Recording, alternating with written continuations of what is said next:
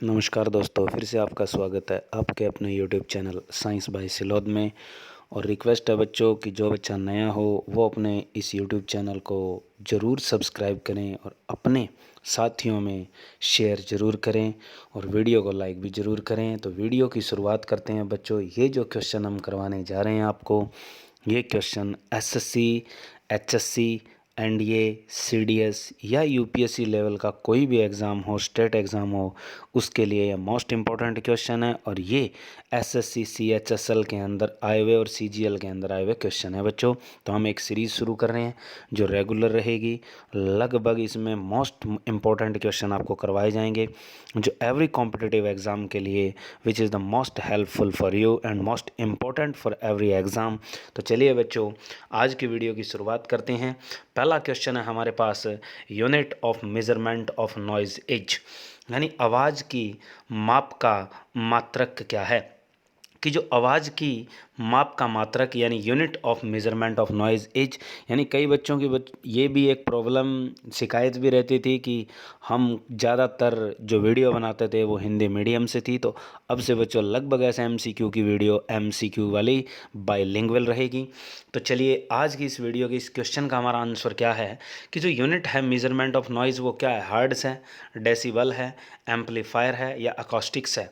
यानी हमारे पास यानी मात्रक पूछा गया है साउंड का, यानी आवाज़, ध्वनि, ध्वनि का मात्रक क्या है। यानी ध्वनि का मापन किस में किया जाता है, तो डेसिबल। और डेसिबल ध्वनि की क्या मापन करती है, प्रबलता। याद रखना कि ध्वनि की जो प्रबलता है, लाउडनेस, वो हम किस इकाई में मापते हैं, डेसिबल में मापते हैं। और हर्ट्ज़ भी एक अलग चीज़ है, ये सभी चीज़ों से संबंधित है, ये अकेली ध्वनि से नहीं है, ध्वनि से भी है, क्योंकि हर्ट्ज़ पुनरावृत्ति की होती है, यानी बारंबारता, फ्रीक्वेंसी की यूनिट होती है। तो आपसे अगर पूछे कि unit of frequency of sound, तो वो क्या है, hertz. Reciprocal of the time होती है। एम्पलीफायर क्या करती है, एम्पलीफाई करती है, एम्पलीट्यूड को इंक्रीज़ करती है साउंड के। यानी जब हम कोई डीजे, ब्याह शादी में अगर डीजे को देखते हैं तो उसमें आवाज़ जो आती है वो हाई एम्पलीफाइड होती है, जो बिल्कुल एक तरह से हार्ट अटैक मरीज़ के लिए एक तरह से ख़तरनाक हथियार साबित होता है। तो उस जैसी साउंड को हम एम्पलीफाइड साउंड कहते हैं। तो एम्पलीफायर क्या काम करते हैं, एम्पलीट्यूड को साउंड के इंक्रीज़ करते हैं। अकॉस्टिक्स क्या चीज़ होती है, ध्वनि से जुड़े हुए संबंध जितने भी हैं उनका अध्ययन किया जाता है अकॉस्टिक्स के अंदर। साउंड की जो भी प्रॉपर्टी होती है साउंड का, उसका जो जितनी भी स्टडीज़ है वो किसके अंतर्गत आती है, अकॉस्टिक्स के अंदर आती है। तो ये चीज़ें थी हमारे पास बच्चों साउंड से जुड़ी हुई। चलिए नेक्स्ट क्वेश्चन, कि parsec is the unit of measurement of, यानी जो हमारे पास पारसेक है, पैरलैक्स सेकंड बोलते हैं बच्चों इसे। यानी पारसेक जो है वो हमारे पास एक तरह से measurement of unit of length है, यानी ये दूरी का मापन है बच्चों कि जो हमारे पास पारसेक है। और इस दुनिया के अंदर जो मेजरमेंट सिस्टम बनाए गए हैं उसमें सबसे बड़ा दूरी का जो मापन इकाई है वो कौन सी होती है, पारसेक। तो सबसे बड़ी इकाई दूरी मापन के लिए कौन सी प्रयोग की जाती है, पैरलैक्स सेकंड। तो इसने कहा है कि ये किसकी मापन इकाई है, तो देखो बच्चों इसने कहा एस्ट्रोनॉमिकल डिस्टेंस के लिए, डेंसिटी ऑफ स्टार के लिए, ब्राइटनेस ऑफ हेवनली बॉडीज़ यानी गोलीय पिंडों की चमक के लिए, orbital velocity of giant star यानी विशालकाय तारों की कक्षीय वेग के लिए। तो हमारे पास बच्चों जो ये पारसेक है, यानी पारसेक किसका मापन करती है, तो वैसे ये खगोलीय दूरी का मापन करती है। यानी ब्रह्मांडीय दूरियों के लिए जो मापन किया जाता है वो किस में किया जाता है, पारसेक। वैसे एक खगोलीय दूरी भी होती है बच्चों, ये बता देता हूँ आपको कि जो हमारे पास पृथ्वी और सूर्य के केंद्र के बीच की दूरी अगर बात करें तो 1 एस्ट्रोनॉमिकल यूनिट होती है, एक एयू, एक खगोलीय इकाई, जो किसके बराबर होती है, नीचे लिख देता हूँ कि 1 एयू।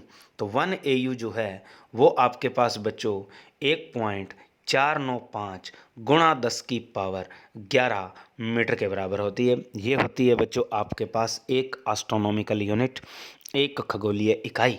दूसरी आपके पास सबसे बड़ी इकाई कौन सी होती है, 1 लाइट ईयर, यानी जो प्रकाश एक वर्ष के अंदर दूरी तय करता है उसे हम लाइट ईयर कहते हैं।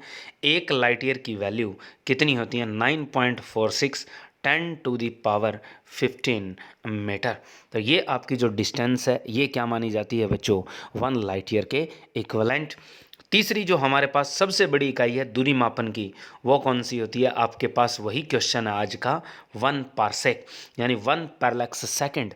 एक पैरलैक्स सेकंड किसके बराबर होता है, 3.08 गुणा 10 की पावर 16 मीटर के बराबर होता है।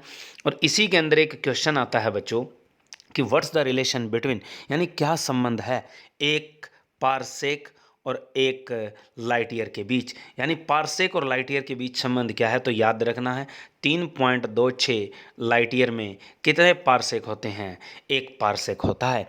तो बहुत इंपॉर्टेंट क्वेश्चन थे बच्चों ये दूरी मापन के लिए, तो मैंने बता दिए बीच में। तो पारसेक किसका मापन करता है, एस्ट्रोनॉमिकल डिस्टेंस का मापन करता है, ना कि संगनता का, ना कि खगोलीय पिंडों की चमक का, ना कि कक्षीय वेग का। तो मोस्ट इंपॉर्टेंट क्वेश्चन है। चलिए next question, which term is not associated with sound wave, यानी ध्वनि तरंगों से कौन सा शब्द जुड़ा हुआ नहीं है, यानी हमारे पास कौन सा शब्द है जो ध्वनि तरंग से नहीं जुड़ा हुआ है।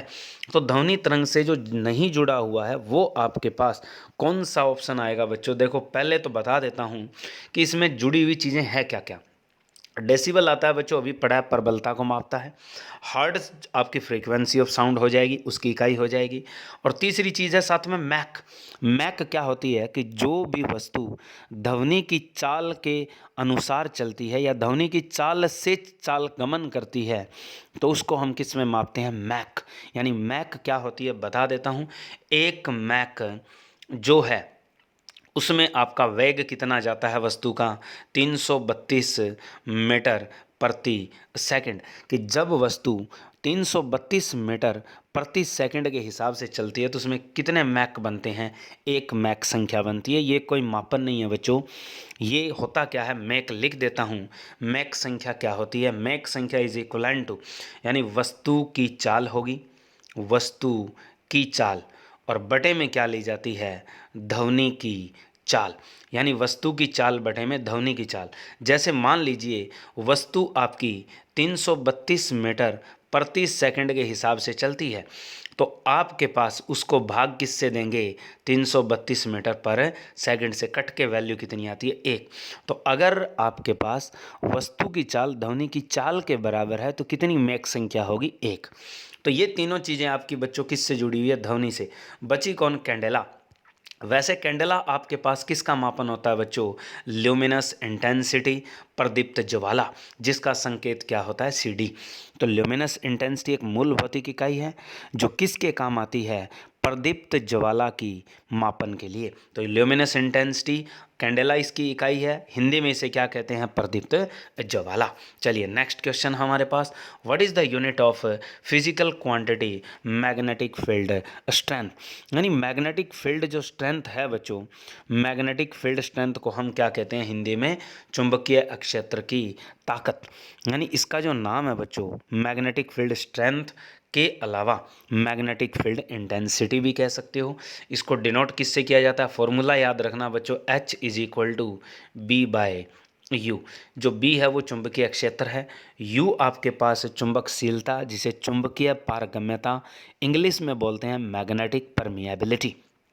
ठीक है, तो इसकी इकाई पूछी है बच्चों आपसे, तो इसकी यूनिट क्या होती है हमारे पास, तो इसकी यूनिट है एम्पियर प्रति मीटर होती है। तो आपको याद रखना है कि what is the unit of physical quantity magnetic field strength, या चुंबकीय क्षेत्र की ताकत, चुंबकीय क्षेत्र की तीव्रता कह सकते हो, मैग्नेटिक फील्ड इंटेंसिटी और मैग्नेटिक फील्ड स्ट्रेंथ, दो नाम दिए गए हैं।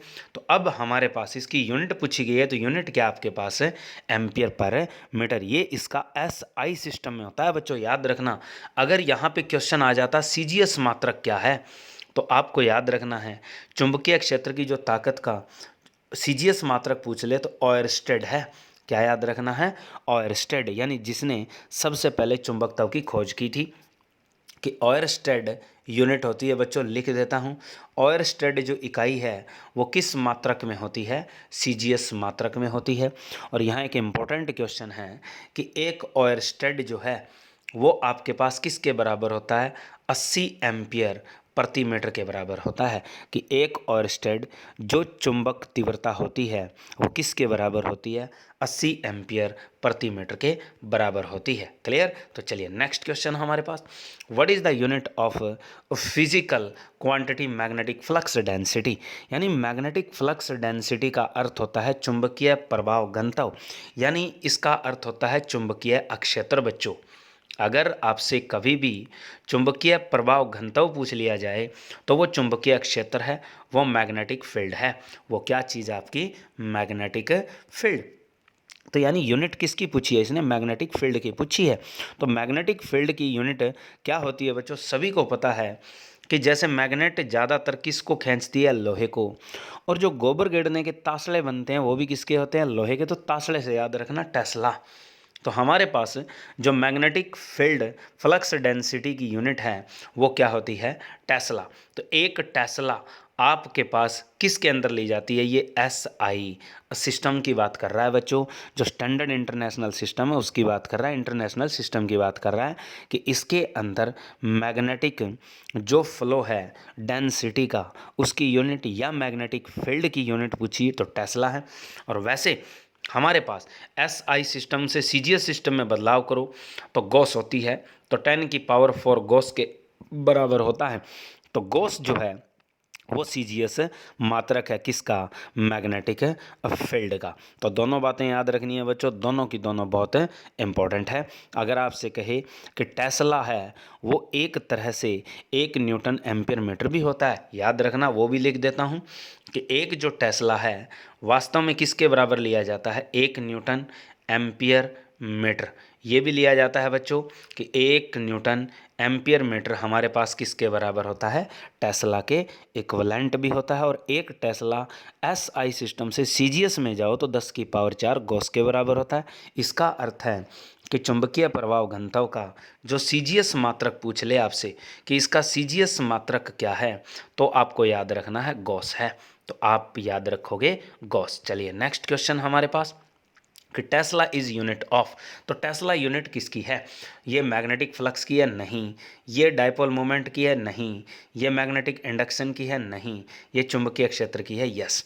तो हमारे पास जो टेस्ला यूनिट है, टेस्ला इकाई है, क्या वो मैग्नेटिक फ्लक्स चुंबकीय फ्लक्स की है, डायपोल मोमेंट द्विध्रुव आघूर्ण की है, मैग्नेटिक इंडक्शन चुंबकीय प्रेरण की है, मैग्नेटिक फील्ड चुंबकीय अक्षेत्र की। तो वो किसकी इकाई है बच्चों, चुंबकीय अक्षेत्र की इकाई है। चलिए नेक्स्ट क्वेश्चन हमारे पास, what is the unit of the physical quantity stress. वैसे आप लोगों को पता होना चाहिए बच्चों की वैसे स्ट्रेस होती क्या चीज़ है। स्ट्रेस हमारे पास बच्चों फोर्स पर यूनिट एरिया होती है। हमें याद रखना है स्ट्रेस क्या चीज़ होती है, प्रतिबल, यानी भौतिक मात्रा प्रतिबल की इकाई की क्या है। ये क्वेश्चन बड़ा इंपॉर्टेंट है, HSC में भी आया था बच्चों कल रख के पेपर में। तो भौतिक मात्रा जो प्रतिबल की इकाई की है वो क्या है, यानी स्ट्रेस की फिजिकल, जो स्ट्रेस एक फिजिकल क्वांटिटी है उसकी यूनिट क्या है। तो मैंने फॉर्मूला बता दिया बच्चों, force per unit area. Force की होती है बच्चों न्यूटन, एरिया की होती है मीटर स्क्वायर। तो न्यूटन पर मीटर स्क्वायर वैसे ये तो है नहीं, तो वैसे ये बराबर किसकी होती है, पास्कल। यानी हमारे पास जो यूनिट न्यूटन पर मीटर स्क्वायर होती है वो प्रेशर की यूनिट बनती है, और प्रेशर को हम SI सिस्टम में किस में मापते हैं, पास्कल। तो ये हमारे पास इकाई किसकी है, एक तरह से प्रतिबल यानी स्ट्रेस। स्टेरेडियन किसकी इकाई है बच्चों, स्टेरेडियन ठोस कोण की इकाई है, कि जो हमारे पास स्टेरेडियन लिया गया है वो इकाई किसकी है, ठोस कोण की। और न्यूटन जो सेकंड है ये वैसे इकाई चेंज इन मोमेंटम यानी संवेग के परिवर्तन, और या क्या लिख सकते हो, आवेग यानी इम्पल्स की इकाई है। और जूल किसकी इकाई है हमारे पास, कार्य की या ऊर्जा की SI मात्रक में। तो चलिए, what is the unit of the physical quantity, capacitance. Capacitance यानी भौतिक मात्रा धारिता यानी कैपेसिटेंस की इकाई क्या है। तो कैपेसिटेंस होती किसकी है बच्चों, संधारित्र की होती है। संधारित्र क्या चीज़ होता है, जो आपके पास घरों में कूलर हो, पंखा हो, मोटर हो, उसमें एक सेल लगा होता है बच्चों, वो आपके पास एक कैपेसिटर होता है, उसे हिंदी में संधारित्र बोलते हैं। ये जो संधारित्र, ये जो कैपेसिटर है, इसकी एक्चुअल प्रॉपर्टी क्या होती है, टू स्टोर चार्ज क्वांटिटी, यानी ज़्यादा से ज़्यादा आवेश को स्टोर कर सकता है। तो जिसमें चार्ज और विभव दोनों एक दूसरे के अनुक्रमानुपाती होते हैं। तो जितना विभव बढ़ेगा, जितना विभवांतर बढ़ेगा, उतना आवेश ज़्यादा एकत्रित होगा किसके अंदर, कैपेसिटर के अंदर। तो उसमें कहा गया है, हमसे ये चीज़ नहीं पूछी गई है, वैसे लिख देता हूँ बच्चों, कभी भी कैपेसिटेंस के मामले में आ जाए तो क्यू डायरेक्टली प्रोपोर्शनल क्या होता है, सॉरी वी होता है बच्चों। यानी आपके पास charge directly proportional to voltage, किसके अंदर, पैरेलल प्लेट कैपेसिटर के अंदर दो समांतर संगानित्र प्लेट होती है, उनके बीच जो चार्ज और वोल्टेज का रिलेशन है वो क्या है, क्या डायरेक्टली प्रोपोर्शनल है वी होता है, या वी डायरेक्टली प्रोपोर्शनल है क्या। क्लियर। तो चलिए, इसकी जो इकाई होती है वो क्या होती है बच्चों, फैराड होती है, या फैराडे लिखा हुआ है बच्चों, फैराड याद कर लेना, फैराड होती है। वीबर मैंने अभी बताया है फ्लक्स की होती है, टेस्ला अपने अक्षेत्र की पड़ी है, ओम प्रतिरोध की इकाई होती है। यानी ये जो इकाइयाँ हैं, वीबर भी बता देता हूँ बच्चों साथ में। तो आपके पास धारिता की इकाई क्या है बच्चों, फैराड, ये फैराडे लिखा हुआ है बच्चों, याद रखना इसको क्या लिखेंगे अपन, फैराड। तो फैराड इकाई होती है कैपेसिटर संधारित्र के कैपेसिटेंस की, यानी धारिता की। वीबर किसकी इकाई होती है, मैग्नेटिक फ्लक्स की इकाई होती है, मैग्नेटिक फ्लक्स। यानी मैग्नेटिक फ्लक्स को हिंदी में क्या कहेंगे, चुंबकीय फ्लक्स या चुंबकीय प्रवाह। और दूसरी है टेस्ला, टेस्ला हमने चुंबकीय क्षेत्र की अभी पढ़ी है। और ओहम, ओहम किसकी होती है बच्चों, प्रतिरोध रेजिस्टेंस की इकाई होती है। चलिए नेक्स्ट क्वेश्चन हमारे पास बच्चों, what is the unit of physical quantity radio activity. तो रेडियो एक्टिविटी की मात्रक इकाई क्या होती है। तो वैसे बच्चों रेडियो एक्टिविटी की जो सबसे पहले खोज की थी, जिसने पता लगाया था कि रेडियो एक्टिविटी होती है, तो वो बंदा कौन था, हेनरी बैकुरल, उसी के नाम पे है।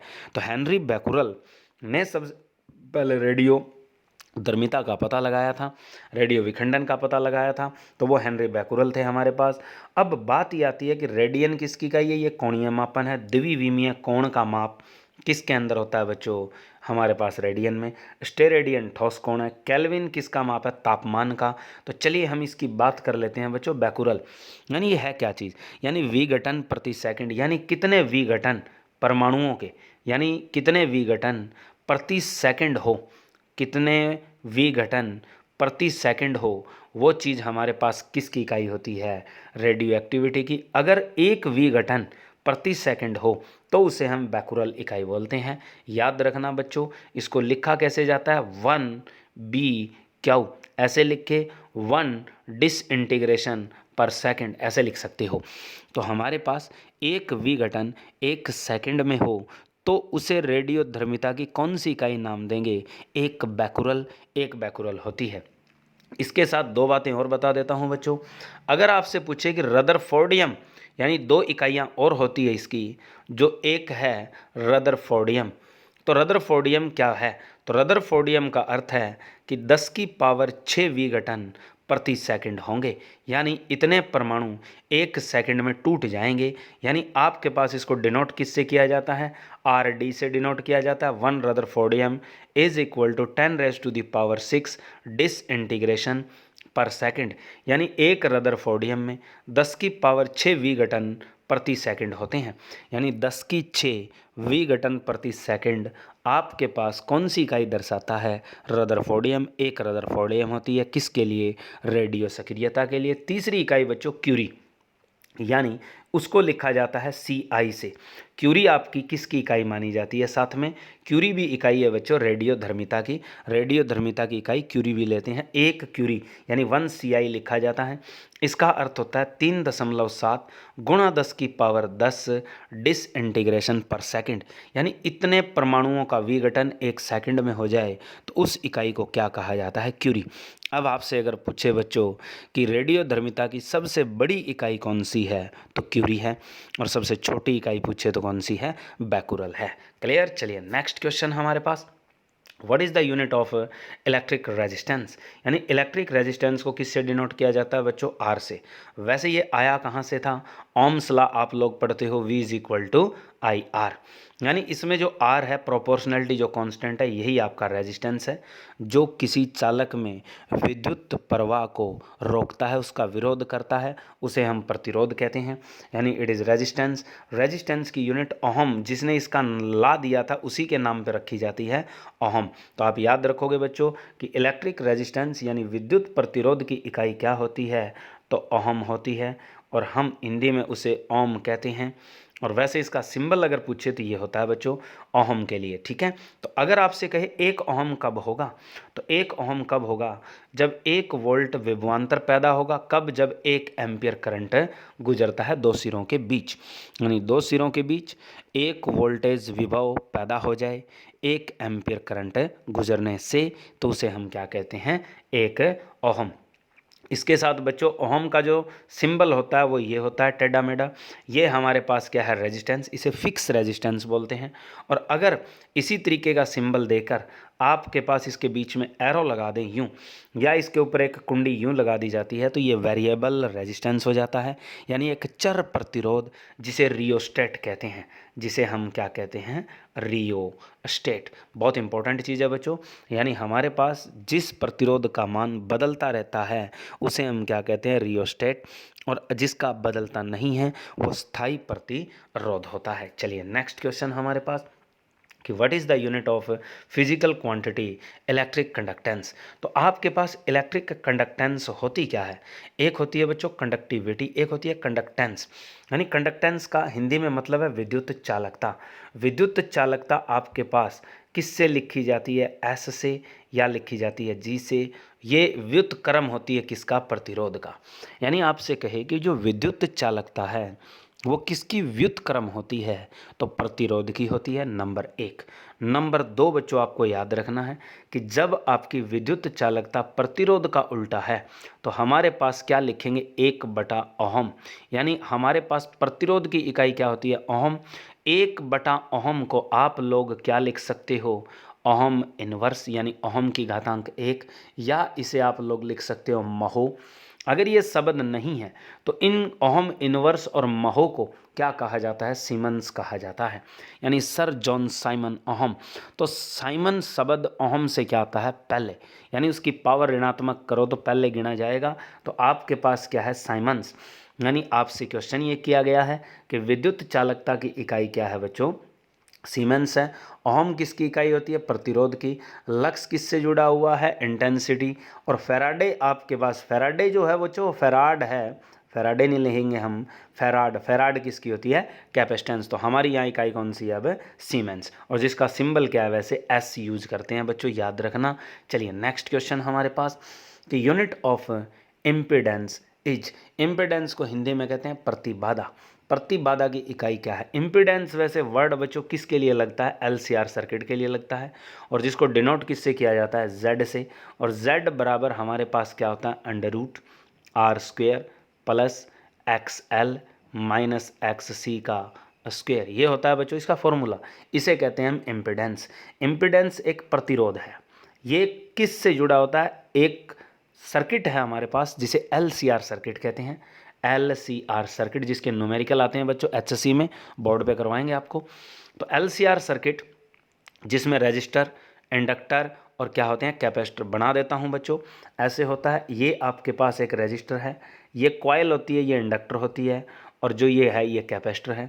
ये आपके किस से जुड़े हुए हैं, EMF वोल्टेज, यानी रेजिस्टर को डिनोट करते हैं R से, और इस इंडक्टर को डिनोट करते हैं L से, कैपेसिटर को डिनोट करते हैं C से। अब रेजिस्टर का रेजिस्टेंस R है, इस इंडक्टर का जो रेजिस्टेंस है, इंडक्टेंस है, वो XL होती है, कैपेसिटर की जो होती है वो XC होती है। इसलिए मैंने फॉर्मूला लिख दिया बच्चों इम्पिडेंस का।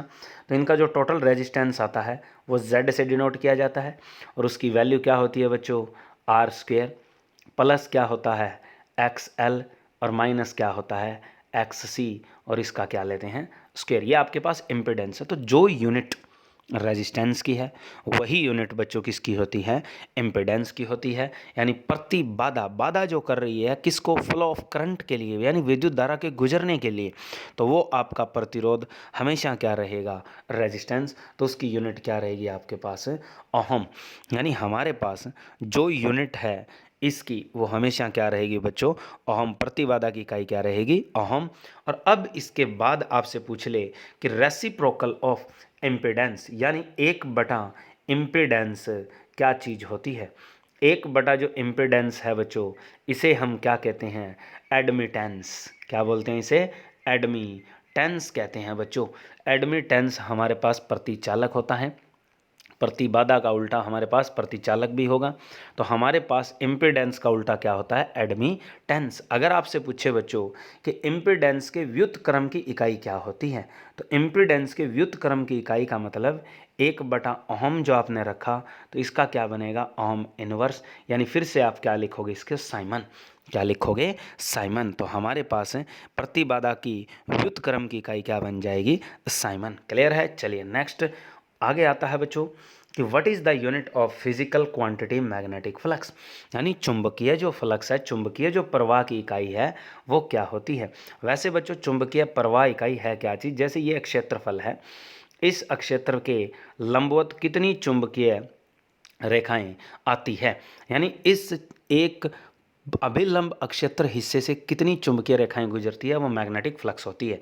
इसका फॉर्मूला क्या होता है? फाई से डिनोट करते हैं बच्चों। इसको दो फॉर्मूले से लिखते हैं, बी ए, ये तो है जनरल फॉर्मूला विदाउट एंगल, और एंगल के साथ जब लिखा जाता है तो बी ए कॉस थीटा लिखा जाता है। ये जो थीटा है कौन है? किसके बीच? चुंबकीय क्षेत्र और किसके बीच? एरिया अक्षेत्र के बीच, यानी it is the angle between magnetic field and area vector. तो इसको इस फॉर्मूले से लिखते हैं। तो हमारे पास जो इकाई बनती है बच्चों, इसकी क्या बनती है? वीबर। तो हमारे पास वीबर जो है वो किसके बराबर मानी जाएगी? एक वीबर जो होती है बच्चों, लिख देता हूँ, एक वीबर 1 टेस्ला मीटर स्क्वायर होती है। वैसे याद रखना कि एक वीबर है, वो एक नया रिलेशन दे दिया आपको, एक वीबर 1 टेस्ला मीटर स्क्वायर के इक्वल होती है। और वैसे आप लिख सकते हो कि एक टेस्ला किसके बराबर हो जाएगा? 1 वीबर पर मीटर स्क्वायर। तो ये इकाई किसकी बन जाएगी? चुंबकीय क्षेत्र की। वीबर है तो किसकी इकाई है हमारे पास? फ्लक्स की। और अगर टेस्ला पूछे तो वीबर पर मीटर स्क्वायर भी इकाई बन सकती है किसकी? चुंबकीय क्षेत्र। फैराडे नहीं है बच्चों, फैराडे था ये कैपेसिटेंस की है, टेस्ला होगी।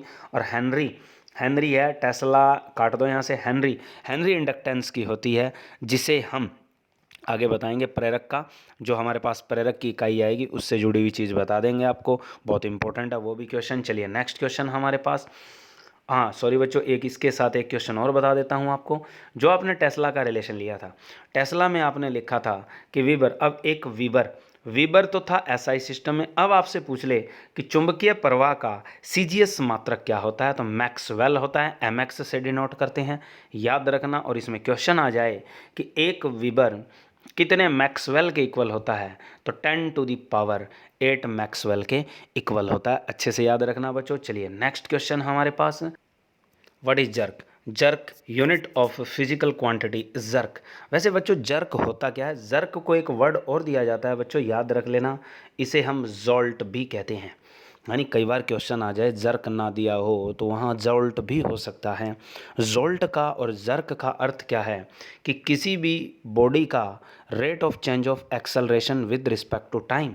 यानी कहने का अर्थ बच्चों क्या है कि जो किसी वस्तु का एक्सेलरेशन है उसका परिवर्तन किसके साथ हो? समय के सापेक्ष। यानी त्वरण का बदलाव, हिंदी में लिख देता हूँ, त्वरण का बदलाव किसके साथ हो? समय के साथ हो। तो ये हमारे पास क्या होता है? जर्क होता है। इसकी वैल्यू कैसे लिखी जा सकती है? A/T भी लिखते हैं इसको, A/T। दूसरा आप लोग स्टैंडर्ड ग्रेविटी में लिखना चाहते हो तो G0/T भी लिख सकते हो। ये हमारे पास रिप्रेजेंटेशन है किसका? जर्क का बच्चों। जर्क बता दिया मैंने, जोल्ट या क्या लिख सकते हो? जर्क। जर्क क्या चीज़ है? त्वरण का परिवर्तन समय के सापेक्ष हो किसी वस्तु का। अब आप समझ गए होंगे त्वरण की यूनिट क्या होती है? मीटर प्रति वर्ग सेकंड, और नीचे सेकंड और है बच्चों।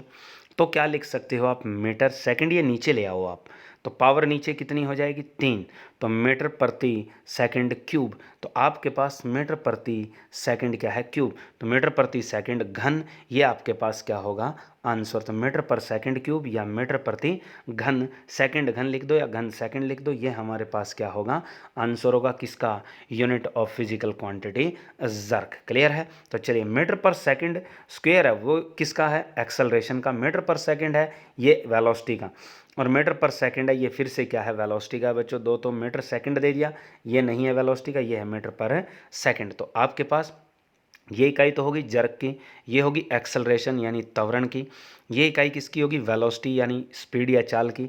ये इकाई नहीं है बच्चों इनके लिए, ठीक है। तो चलिए नेक्स्ट क्वेश्चन हमारे पास, what is the unit of physical quantity inductance. तो हमारे पास फिजिकल क्वांटिटी पूछी जाती है बच्चों कि इंडक्टेंस की फिजिकल क्वांटिटी हमारे पास क्या है, जिसे हम एक तरह से प्रेरकत्व कहते हैं। यानी हमसे पूछा गया कि प्रेरकत्व की इकाई क्या होती है। तो वैसे इंडक्टेंस, इंडक्शन, अभी थोड़ी देर पहले बताया था मैंने बच्चों, इंडक्टर, इंडक्टर की जो रेजिस्टेंस वैल्यू होती है उसे इंडक्टेंस कहते हैं, याद रखना। लेकिन वो इंडक्टेंस प्रॉपर्टी अलग है जब इंडक्शन होती है। तो जब दो कॉइल साथ में जोड़ी जाती है या किसी कॉइल से करंट गुजारा जाता है, तो उसमें क्या है, एक बाधा, एक रेजिस्ट ईएमएफ पैदा होती है जो उस करंट को चलने से क्या करती है, रोकती है। तो वो हमारे पास क्या होता है, इंडक्टेंस होता है। इंडक्शन बोलते हैं उसे बच्चों। उसकी इकाई इंडक्टेंस यानी प्रेरकत्व की इकाई क्या होगी। तो प्रेरकत्व की इकाई क्या होती है बच्चों, हेनरी। क्या होती है, याद रखना आपको, हेनरी। तो इंडक्टेंस की इकाई जो होती है वो क्या होती है, हेनरी। और इंडक्शन जो होता है, इंडक्टेंस यानी प्रेरक, प्रेरण जो होता है वो दो तरह का होता है बच्चों, याद रखना। एक होता है स्वप्रेरण, लिख देता हूँ हिंदी में। एक होता है स्वप्रेरण, इसे कहते हैं हम सेल्फ इंडक्शन। और दूसरा कौन सा होता है, म्यूचुअल, उसे क्या कहा जाता है बच्चों, अन्योन्य प्रेरण। तो अन्योन्य प्रेरण को हम म्यूचुअल इंडक्शन कहते हैं। जो हमारे पास ट्रांसफॉर्मर काम करते हैं वो किस पे काम करते हैं, म्यूचुअल इंडक्शन पे काम करते हैं। जब एक कॉइल के अंदर करंट चलता है और जिससे फ्लक्स के कारण दूसरी कॉइल में करंट पैदा होता है, तो अन्योन्य प्रेरण होता है, ट्रांसफॉर्मर में देखने को मिलता है बच्चों। चलिए नेक्स्ट क्वेश्चन हमारे पास है, what is the unit of physical quantity young modulus. यानी भौतिक मात्रा यंग मापांक की इकाई के, यंग मापांक की इकाई क्या है। इसको डिनोट वैसे किससे किया जाता है, यंग मॉडुलस को वाई से, यंग मापांक वाई। ठीक है, तो चलिए होता क्या है, normal stress by normal strain. यानी हमारे पास, यानी नॉर्मल स्ट्रेन कौन सी होती है, लॉन्गिट्यूडनल। तो लॉन्गिट्यूडनल स्ट्रेस, लॉन्गिट्यूडनल स्ट्रेन, ये लेंगे बच्चों, नॉर्मल नहीं लेंगे, अभिलंब हो जाता है नॉर्मल का इंग्लिश हिंदी में मतलब। तो लिख देता हूँ, हमारे पास यंग मॉडुलस क्या क्या है, ऊपर तो लिखेंगे अपन क्या, जो हमारे पास साधारण बदलाव है किसका, स्ट्रेस का, यानी हमारे पास नॉर्मल स्ट्रेस होगी, नीचे लॉन्गिट्यूडनल स्ट्रेन होगी। अब स्ट्रेस की इकाई होती है, स्ट्रेन की कोई इकाई नहीं होती। तो जो इकाई स्ट्रेस की है वही इकाई किसकी है, यंग मापांक की है। क्यों, स्ट्रेन का मतलब है यानी प्रतिरूपक बल, एक तरह से बदलाव होता है। तो हमारे पास जो बदलाव है, अभिरूपण जो होता है, वो हमारे पास स्ट्रेन में होता है। स्ट्रेन में इकाई नहीं होती। स्ट्रेन के अंदर क्यों इकाई नहीं होती, क्योंकि जो बदलाव ऊपर होता है वही इकाई नीचे होती है। जैसे चेंज इन लेंथ, नीचे ओरिजिनल लेंथ होती है, यानी लंबाई में बदलाव, नीचे वास्तविक लंबाई। ऊपर भी लंबाई है, नीचे भी लंबाई है, ऊपर यूनिट मीटर, नीचे यूनिट मीटर, कट के वैल्यू क्या होगी, यूनिट लेस। तो आपके पास यंग मॉडुलस के अंदर क्या लिखा जाएगा, स्ट्रेस, और बाय में क्या है, स्ट्रेन। तो स्ट्रेस की यूनिट क्या होती है, आपके पास पास्कल थोड़ी देर पहले की थी आपने, यानी वैसे तो होती है न्यूटन पर मीटर स्क्वायर, लेकिन अब हमारे पास क्या है, सिर्फ पास्कल। तो हमारे पास भौतिक जो मात्रा होती है यंग मापांक की, वो क्या होती है, हमारे पास पास्कल होती है। क्लियर। चलिए नेक्स्ट क्वेश्चन बच्चों हमारे पास, what is the unit of physical quantity heat capacity. यानी उष्मा दक्षता की, उष्मा क्षमता यानी उष्मा धारण करना, यानी किसी वस्तु को अगर हम 1 डिग्री सेल्सियस ताप बढ़ाने तक गर्म करें तो उसके लिए जो वो मात्रा ग्रहण करता है उष्मा की, ऊर्जा की, उसे हम क्या कहते हैं बच्चों, उष्मा क्षमता, हीट कैपेसिटी कहते हैं। सबसे ज़्यादा उष्मा धारिता किसकी है, जल की है वैसे। और इसकी इकाई क्या होती है, हमारे पास हीट जो कैपेसिटी की यूनिट आपसे पूछी जाती है बच्चों, तो हीट कैपेसिटी की यूनिट हमेशा याद रखना जूल पर केल्विन होती है। यानी जो हीट होती है पर यूनिट टेम्परेचर के साथ हम रिप्रेजेंटेशन करते हैं किसको, उष्मा धारिता को। तो हमारे पास यूनिट क्या बनती है, जूल पर केल्विन। तो अगर आ जाए विशिष्ट उष्मा धारिता, तो याद रखना इसकी यूनिट तो हो चुकी है बच्चों, जूल पर केल्विन। अब अगर आपसे पूछे कि विशिष्ट उष्मा समता या विशिष्ट उष्मा धारिता, स्पेसिफिक हीट कैपेसिटी, तो स्पेसिफिक हीट कैपेसिटी की यूनिट याद रखना बच्चों, जूल पर केल्विन पर केजी होती है। क्या याद रखनी है, जूल पर केल्विन पर केजी। और ये आपकी यूनिट किस में है बच्चों, एसआई यूनिट में। वैसे बच्चों आपको एक चीज़ और भी याद रखनी है कि जो हमारे पास उष्मा है, अगर यहाँ आपसे क्वेश्चन पूछ ले कि उष्मा की एसआई यूनिट और सीजीएस यूनिट क्या होती है, तो उष्मा की जो एसआई यूनिट है वो तो होती है बच्चों जूल। और अगर आपसे पूछे सीजीएस, तो सीजीएस क्या होती है, कैलोरी होती है बच्चों, याद रख लेना। यानी हमारे पास उष्मा की जो हमारे पास यूनिट SI सिस्टम में पूछे तो जूल है, CGS में पूछे तो क्या है, कैलोरी है। और ये एक बहुत धांसू चीज़ है बच्चों, जो ऊष्माधारिता की आप बात करते हो तो इसमें क्वेश्चन आता है कि आपने जैसे बात की 1 पौंड जल को अगर हम 1 फ़ारेनहाइट डिग्री तक गर्म करें तो उस यूनिट को क्या कहते हैं। तो वो एक स्पेशल यूनिट है बच्चों, उसे हम ब्रिटिश थर्मल यूनिट कहते हैं। यानी 1 BTH और U बोलते हैं। 1 BTH U का मतलब क्या है बच्चों, एक ब्रिटिश थर्मल यूनिट।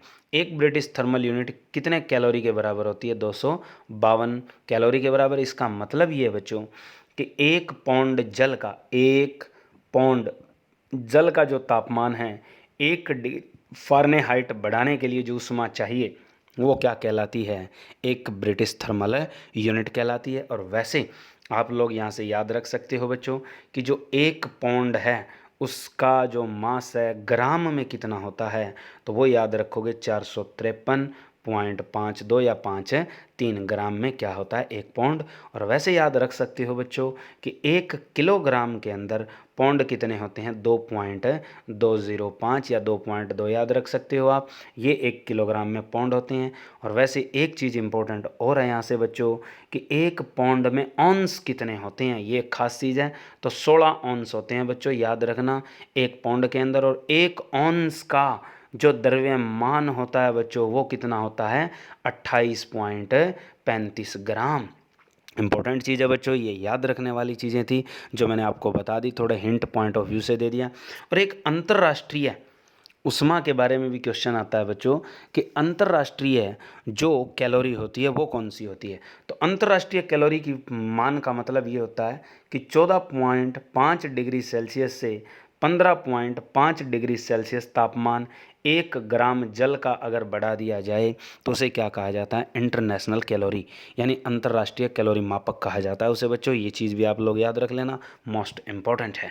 चलिए नेक्स्ट क्वेश्चन हमारे पास, farad is the unit of, बात आ गई बच्चों कि फैराड जो यूनिट होती है वो कैपेसिटर के लिए लगती है और कैपेसिटर की कैपेसिटेंस मापने के लिए, यानी संधारित्र के लिए धारिता मापी जाती है, कैपेसिटेंस मापी जाती है।